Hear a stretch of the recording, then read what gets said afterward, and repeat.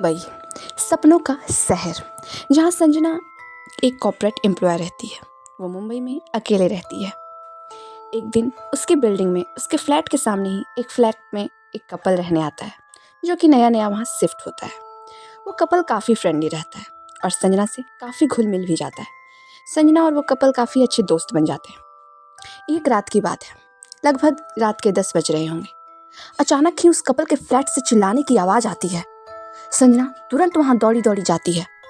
देखती है कि लड़की का रो रो कर बुरा हाल हुए होता है। उसका हस्बैंड जमीन पे मरा हुआ पाया जाता है।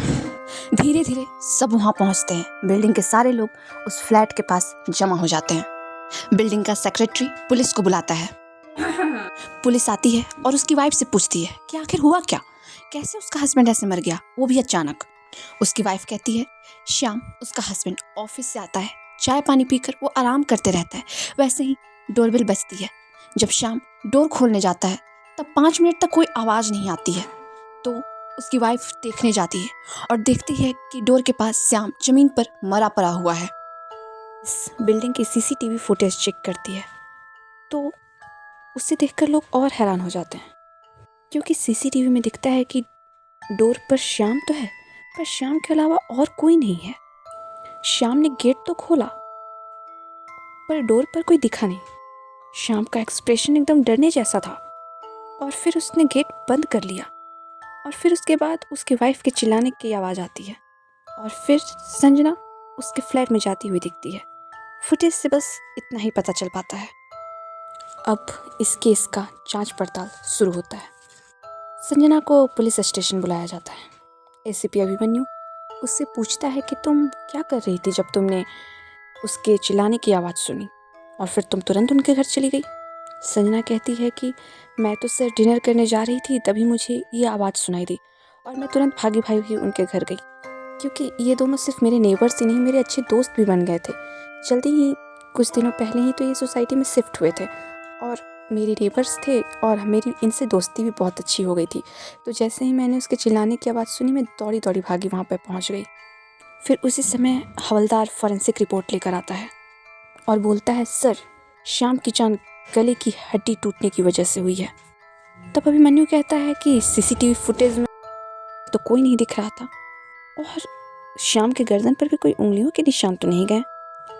फिर पुलिस श्याम के ऑफिस में जाती है और वहाँ पूछताछ करती है तो पता चलता है कि उसकी 2-3 दिन उसके कॉलीग सुमित से लड़ाई हुई थी और उसके एचआर ने भी श्याम को वार्निंग दी थी कि उसका ये एटीट्यूड यहाँ नहीं चलेगा।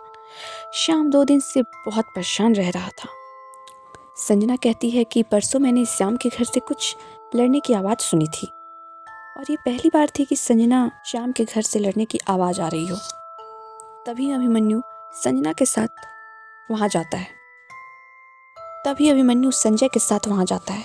संजय को इमोशनल देखकर अभिमन्यु उससे पूछता है कि तुम इतने इमोशनल क्यों हो? तुम उस दिन भी इस फ्लैट पे आए थे तो बहुत इमोशनल लग रहे थे। तो संजय बताता है कि सर, मेरी वाइफ के डेथ से पहले मैं और मेरी वाइफ इसी फ्लैट में रहते थे। तभी बिल्डिंग का सेक्रेटरी वहाँ आता है और अभिमन्यु से कहता है कि सर, हमें आपको कुछ बताना है। उस दिन हम डर गए थे, इसलिए बात नहीं कह पाए थे आपसे। आज से 6 महीना पहले भी यही हुआ था। इस फ्लैट में 2 जोड़े रहने आए थे और अचानक रात में ऐसे ही लड़की की मौत हो जाती है, पर वो उसका हस्बैंड पुलिस को नहीं बुलाने देता है, क्योंकि उसका हस्बैंड नहीं चाहता था कि उसकी वाइफ की बॉडी का पोस्टमार्टम हो। और उसने हम लोगों को भी डरा दिया था कि अगर हम पुलिस को बुलाएंगे तो हम भी ये सब में फंस सकते हैं। इसलिए हमने भी फिर पुलिस को नहीं बुलाया था और ये मामला वहीं पे रफा दफा कर दिया था। सबको लगता है सर, ये सब काम इनकी बीवी करती है जिसने सुसाइड की थी। सेक्रेटरी ऐसा कहता हुआ पाया गया संजय की वाइफ के बारे में। तभी वहाँ से राकेश गुजरता है। अभिमन्यु पूछता है कि ये कौन है? तो सेक्रेटरी कहता है, ये मेरा छोटा बेटा है जो दिमाग से थोड़ा सा अनस्टेबल है। फिर अभिमन्यु संजय से पूछता है कि आखिर तुम्हारी वाइफ ने सुसाइड क्यों की? तब संजय कहता है कि सर, मैं तो केस के सिलसिले में आउट ऑफ स्टेट गया था। तभी मुझे एक आदमी ने मेरी वाइफ के बॉयफ्रेंड की फ़ोटो दिखा दी थी और शायद मेरी वाइफ को ये बात पता चल गई थी कि मुझे ये पता है कि उसका बॉयफ्रेंड है, तभी उसने सुसाइड कर ली थी। जब अभिमन्यु श्याम की वाइफ से पूछता है कि आप दोनों में झगड़ा हुआ था, आप दोनों में कोई अनबन चल रही थी। तब उसकी वाइफ कहती है कि हमारे बीच में थोड़ा बहुत अनबन चल रहा था सर। श्याम को कुछ दिनों से कुछ अजीब सी आवाज़ें घर में सुनाई दे रही थी। वो मुझे बोलता था कि कुछ आवाज़ें आ रही हैं, और वो ये भी बोल रहा था कि वो मुझे कुछ बहुत ज़रूरी बात बताने वाला था। पर मैं उससे कहती थी कि तुम अपने वहम को सच मत मानो। इसलिए वो गुस्सा भी हो जाता था। मैं उसकी बात नहीं सुन रही थी, इसलिए वो बहुत ज़्यादा गुस्सा हो जाता था। अब अभिमन्यु कहता है कि आप उसकी बात को सीरियसली क्यों नहीं ले रही थी। तो वो कहती है कि श्याम को बीमारी थी वहम होने की। वो हमेशा इमेजिन कर लेता था कि कहीं से कुछ आवाज़ आ रही है, कोई कुछ बोल रहा है, पर ऐसा होता नहीं था। और अगर कोई उसे ये बात बोल दे कि तुम बस एक वहम पाल रहे हो, तो वो तुरंत गुस्सा भी हो जाता था। और इसलिए उस दिन वो गुस्सा भी कर रहा था। सारी बात सुनने के बाद अभिमन्यु और सोच में पड़ गया। ये केस और उलझता जा रहा था। अभिमन्यु संजय से कहता है कि तुम्हारी वाइफ की डेथ कब हुई थी। तो वो कहता है कि 3 साल पहले। फिर वो सेक्रेटरी से पूछता है कि 3 साल के बाद अभी तक कितने कपल या लोग यहाँ रहने आ चुके हैं। तो कहता है कि सर 2 साल तक तो हमने किसी को फ्लैट दिया ही नहीं। फिर 6 महीने पहले एक कपल आया था, डर डर कर उसे फ्लैट दी थी। फिर उस कपल के साथ भी वही कांड हो गया। फिर हमने ये फ्लैट देना बंद कर दिया था, लेकिन बिल्डिंग के ऑनर ये बातें नहीं मानते थे। हमने उन्हें कहा था कि सर इस फ्लैट में जो कोई भी रहता है वो मर जाता है, किसी एक की मौत हो ही जाती है। फिर भी बिल्डिंग का ऑनर हमारी बात नहीं सुन रहा था और बोल रहा था कि तुम लोग ऐसे अफवाह मत फैलाओ। कहानी का आगे का सच हमारे पार्ट 2 में देखें।